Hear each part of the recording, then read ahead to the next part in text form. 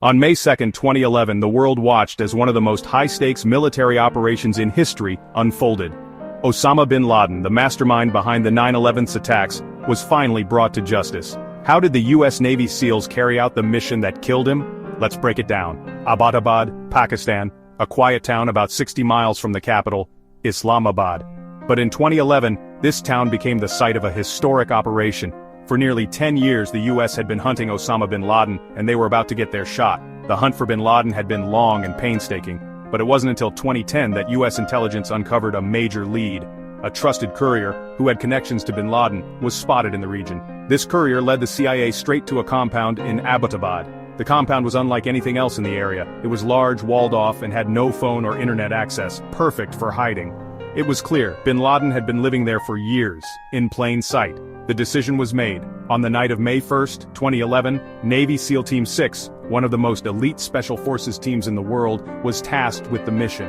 Their objective: capture or kill Osama bin Laden. At around 1:00 a.m., the SEALs launched from a base in Afghanistan, traveling 150 miles to Pakistan. In helicopters, they flew under the cover of darkness, ready for the mission of a lifetime. Landing near the compound, the SEALs quickly disembarked. With precision and speed, they breached the walls of the compound, encountering resistance as they entered. Room by room, the SEALs moved in, clearing each space with military precision. Bin Laden had been living here with his family, and the SEALs encountered his wives and children during the raid, but they were not the primary target. On the third floor of the compound, they found him, Osama bin Laden, unarmed but resisting. In that moment, the SEALs had to act fast. Within seconds, bin Laden was shot. The operation, which had taken months to plan, was over. His body was secured and valuable intelligence was gathered. But this wasn't the end. The SEALs needed to extract safely, and they did so, leaving the compound within 40 minutes of the initial breach. Bin Laden's body was transported to the USS Carl Vinson, an aircraft carrier in the Arabian Sea, for identification and burial.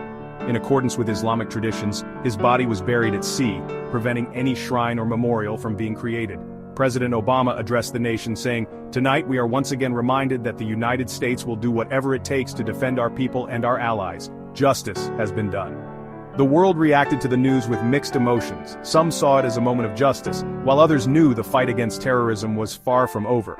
But for many, Osama bin Laden's death marked the end of a decade-long pursuit. Even though bin Laden's death dealt a significant blow to al-Qaeda, it didn't mark the end of global terrorism. His followers continued to operate across the globe, but the operation that took him down was a victory for the US and its allies in the fight against extremism. Osama bin Laden's death wasn't just about a single man, it was the result of years of intelligence, teamwork, and perseverance. It was a message: no matter how long it takes, justice will prevail. The US Navy SEALs, the CIA, and countless others worked tirelessly to make this mission a success. May 2, 2011, the day Osama bin Laden was brought to justice, and the world took a step toward healing. But the story of the fight against terrorism is far from over. Stay tuned for more stories from the front lines of history. Don't forget to like, comment, and subscribe for more content.